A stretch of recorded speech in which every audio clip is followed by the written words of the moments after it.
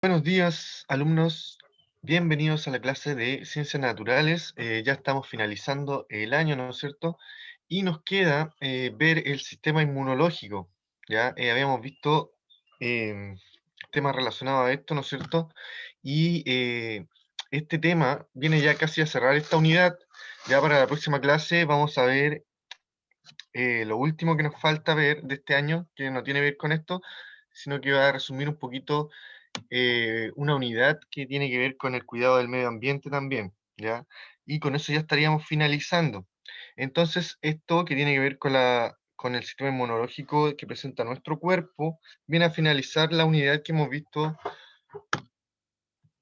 últimamente, ¿no es cierto? Entonces, el objetivo de hoy es que eh, reconozcamos las principales características de nuestro sistema inmunológico, principalmente los tipos de inmunidad que pueden ser innata y adaptativa, y expliquemos su importancia para los seres vivos.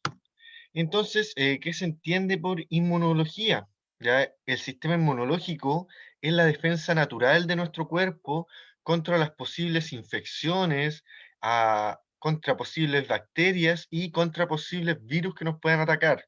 ¿Ya? A través de una reacción bien organizada, el cuerpo ataca y destruye estos organismos infecciosos que nos pueden invadir, y los cuerpos, principalmente los extraños, se denominan antígenos, ¿ya? Que no pertenecen a nuestro cuerpo. Y un poquito de historia, introducción al tema, ¿no es cierto?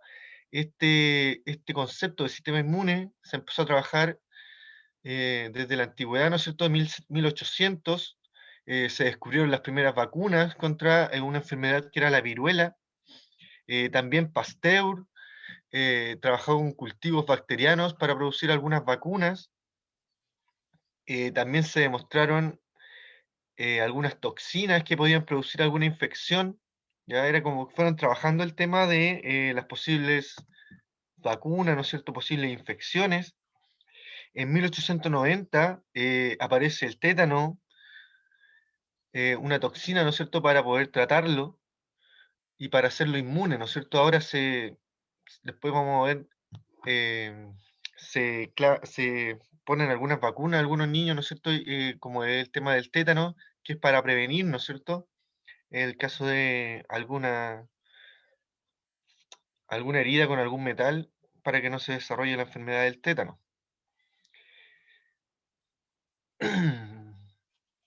También en 1897 se proponen antígenos y anticuerpos. Se proponen que estas son macromoléculas complementarias. También Bordet usa la titulación para cuantificar componentes de una reacción inmune. Ya esta titulación era como para comparar las reacciones de cuando tenemos antígenos en nuestro cuerpo, comparar la reacción de los componentes inmunes. Y por último tenemos que Heinrich Granan, premio Nobel, con la teoría de la inmunidad humoral y celular, que es lo que vamos a ver. Entonces, existen dos tipos de inmunidad: innata y adaptativa. En la innata, el mecanismo del organismo para protegerse principalmente ante alguna infección, ¿ya? En la innata es para protegerse de alguna infección previamente, ¿ya? La idea es que sea previo a infectarse, por ejemplo, que ya tenemos esa barrera para que no nos enfermemos de eso, ¿ya? En cambio, la adaptativa es la que se produce después de infectarse, ¿ya? Y son los mecanismos que el cuerpo va a realizar para tratar de eliminar esa infección. Entonces, en la inmunidad innata tenemos algunas barreras, ¿no es cierto? Barreras físicas, como pueden ser la piel y las diferentes mucosas, ¿no es cierto? Que son principalmente, eh, las mucosas se refieren a orificios que tiene nuestro cuerpo que tienen algún líquido, ya como por ejemplo pueden ser nuestras narices, nuestras orejas, entre otros. Y entre ellos van a poseer algunas proteínas, como pueden ser las citoquinas, los interferones y otros linfocinas. Ya son algunas proteínas plasmáticas que van a estar presentes tanto en la piel como en las mucosas y van a servir como barrera, ¿no es cierto?, para interferir destruir algunos antígenos que entren a nuestro cuerpo, ¿ya? Previo a que entren a nuestro cuerpo, o atraparlos. También van a ser células fagocíticas que principalmente van a destruir estos antígenos, como por ejemplo los macrófagos, los neutrófilos y células asesinas, ¿no es cierto? Entonces, ¿cuáles son estas barreras químicas que pueden ser algunas secreciones en donde van a estar estas células fagocíticas? Puede ser el sebo, que es como el sudor, ¿no es cierto? Las lágrimas y la saliva también posee algunas células fagocíticas.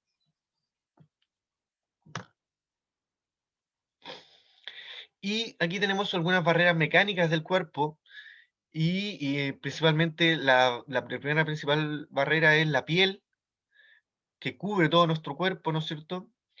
Eh, la idea de esta es mantenerla limpia, que no tenga cortes ni lastimaduras, ¿ya? Porque ahí podríamos tener alguna infección o se podría desarrollar alguna, por ejemplo, en el caso de alguna lastimadura, expandirse un moretón que no es bien tratado.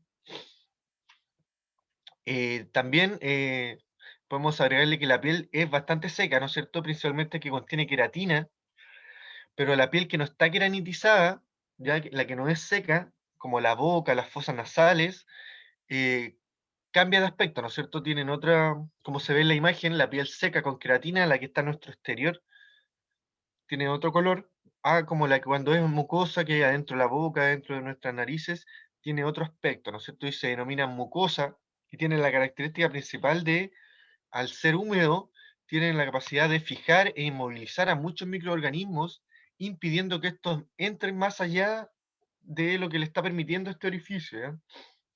Por lo tanto, sirve para atrapar este líquido, sirve para atrapar a muchos microorganismos. Y podemos considerar algunas barreras químicas, ¿no es cierto?, que son defensas que va a tener el cuerpo, que van a presentar algunas glándulas, que van a secretar algunas glándulas, como es el caso del sudor, que son secretadas por las glándulas sudoríparas de la piel, y que va a tener una característica, por ejemplo, de la variación del pH, que va a ser un poco ácido, en los cuales algunos microorganismos que son dañinos para nosotros no van a poder vivir, ¿ya? También vamos a tener otros líquidos, ¿no es cierto?, como es el caso de los ácidos gástricos, los cuales pueden eliminar grandes cantidades de bacterias que pueden encontrarse cuando ingerimos algún alimento que quizás no estaba bien limpio o quizás contenía algún contaminante. El estómago posee un ácido eh, tan ácido, ¿no es cierto? El pH gástrico es súper ácido, de alrededor de 2 en una escala de pH, y lo cual le permite eliminar muchas bacterias y microorganismos que sean dañinos para nuestro cuerpo, ¿ya? Y este ácido es liberado gracias al páncreas también. Y las lágrimas también tienen una sustancia que se considera bactericida, que pueda principalmente eliminar sustancias que entran a nuestros ojos. ¿Ya? Y a través de las lágrimas se eliminan y también los elimina a estas bacterias. Y también tenemos barreras biológicas, que son más que nada enzimas, que están en nuestro intestino, como se ven en las imágenes, nuestro intestino grueso, un intestino delgado, y denominado también la flora bacteriana, que impide que los microbios se instalen en las mucosas. Ya están relacionados a los vectores biológicos y son esenciales para el ser humano. Ya estas son como unas casi de las últimas barreras que tenemos, la flora bacteriana, y es después que pasan, ¿no es cierto?, el estómago de los alimentos, ya se ven enfrentados a esta flora bacteriana que elimina los últimos virus que podamos tener. Y eso era como la barrera innata, ¿no es cierto? Porque es previo a que nos ocurra alguna infección. Ya todas esas barreras que vimos son innatas, ya están en nuestro cuerpo. Y estas, denominada inmunidad adaptativa, se produce, ¿no es cierto?, cuando ya estamos infectados y su nombre lo dice, ¿no es cierto?, se adapta el cuerpo a diferentes microorganismos para tratar de combatirlos, ¿ya? Y es el caso de los linfocitos T y los linfocitos B, las cuales son células especializadas del sistema inmune que juegan un papel central como mediadores de respuesta inmune, ¿no es cierto? Dirigida principalmente contra agentes que se replican dentro de nuestras células, que pueden ser microorganismos intracelulares, como por ejemplo los virus o otras bacterias, como el mismo coronavirus. Entonces, características de la inmunidad innata y adaptativa, ¿no es cierto? Aquí tenemos un cuadro comparativo de los dos tipos de inmunidades. Entonces, la innata, la especificidad, ¿no es cierto? Que se refiere a caso, qué tan específicos son contra algunos microbios, ya acaso atacan a algunos en especial o es para todos, ¿no es cierto? Y generalmente la innata es más general, ¿no es cierto? Por lo tanto, su especificidad es baja. Ya, por ejemplo, la piel, ¿no es cierto? Las mucosas son generales. Para cualquier microbio puede tratar de atraparlo o no dejarlo entrar. Por lo tanto, su especificidad, por ejemplo, de atacar a este virus en específico, es casi nula, ¿no es cierto? Casi baja, más que nada en general.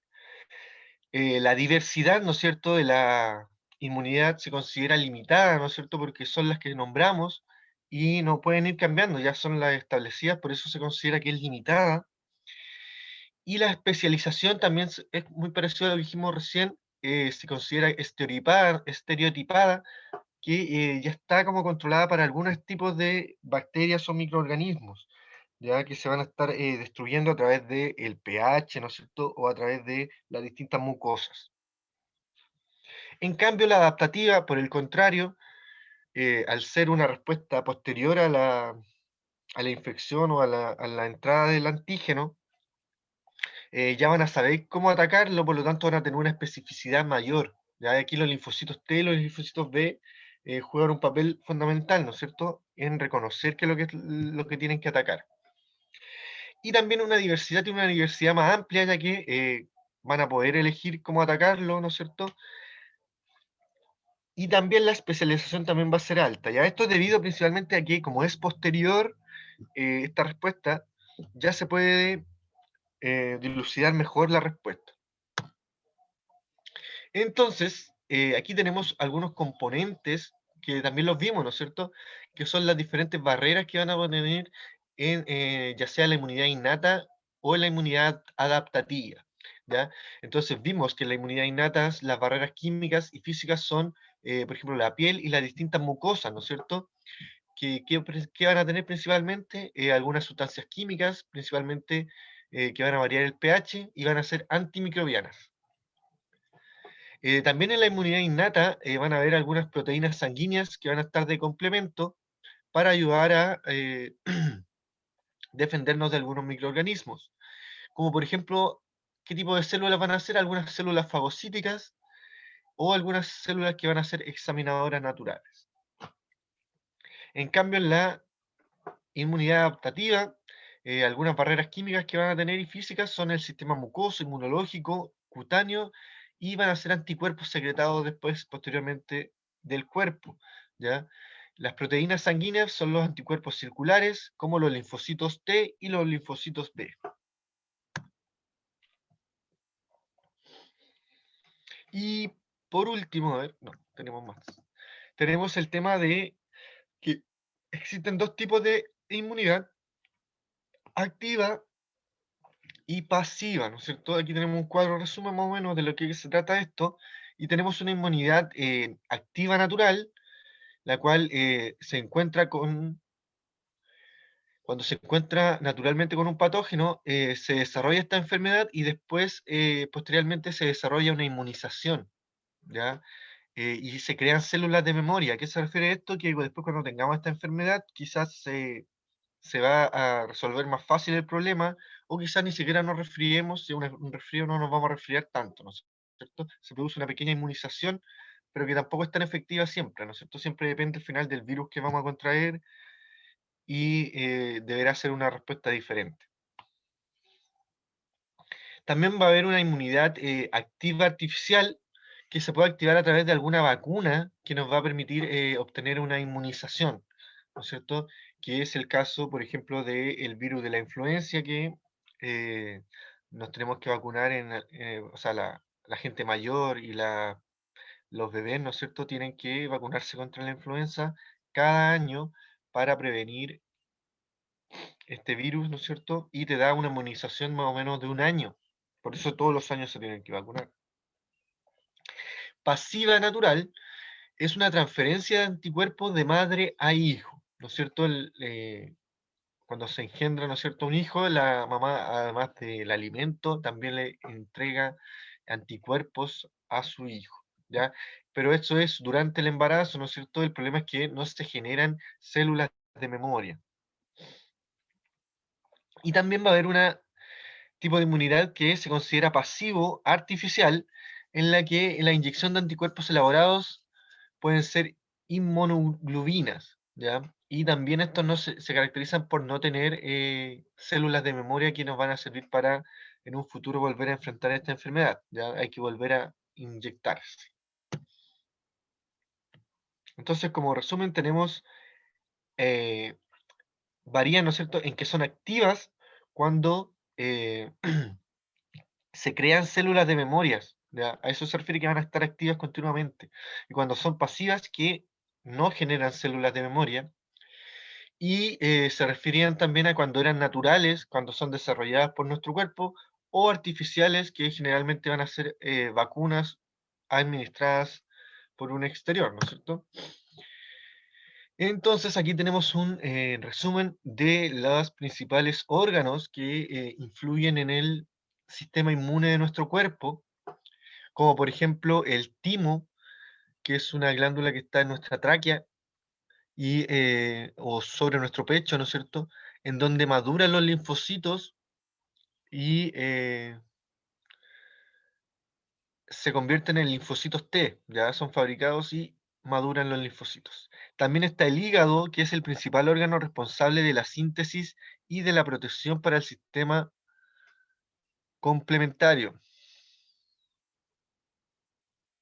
También está la médula ósea, que es el lugar en donde las células del sistema inmune comenzarán su desarrollo, ya para poder distribuirse después en nuestro cuerpo, la médula ósea, bastante importante. Las amígdalas también son almacenamiento de linfocitos situados en la garganta. Los ganglios linfáticos son almacenamiento de linfocitos B y linfocitos T.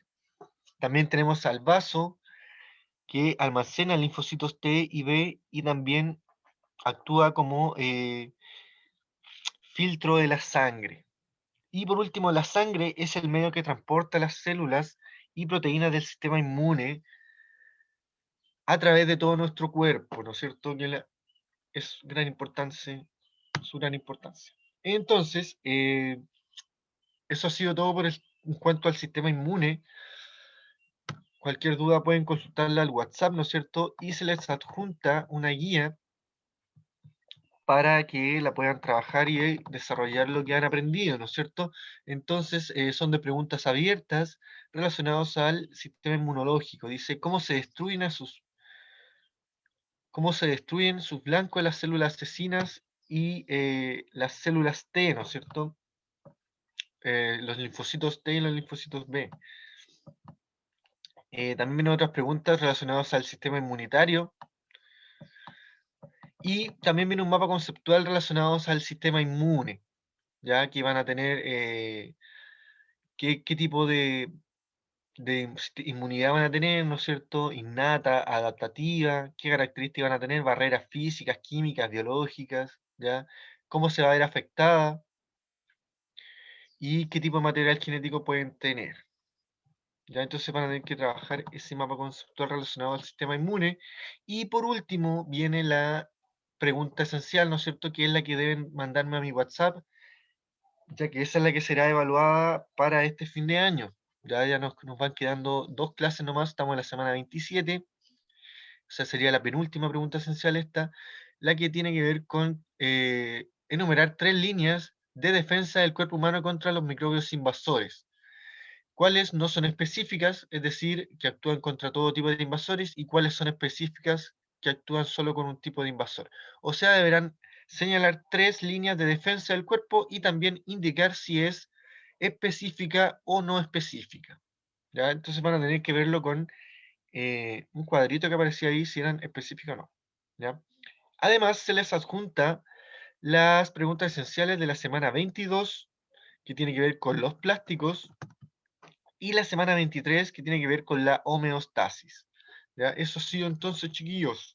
Espero sus respuestas esenciales y cualquier consulta al WhatsApp. Nos vemos en la siguiente y última clase.